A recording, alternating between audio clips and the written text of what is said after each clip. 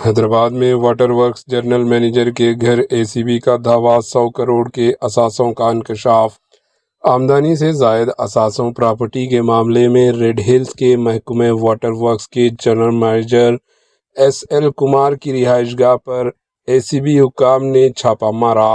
حیدرآباد، رنگا ریڈی اور نظام آباد ڈسٹرکٹ میں واقع 8 مقامات پر ان کے رشتہ داروں کے گھروں میں بھی ایک ہی وقت میں تلاشی مہم جاری ہے۔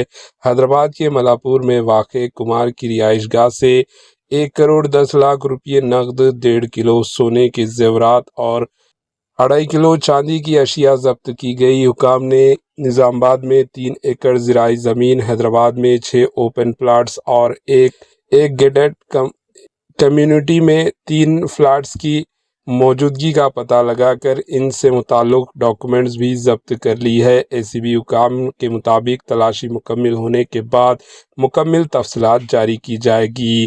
ضبط شدہ پراپرٹی کی ڈاکومنٹس کا جائزہ لینے والے افسران جنرل مینیجر کمار سے مزید معلومات حاصل کر رہے ہیں۔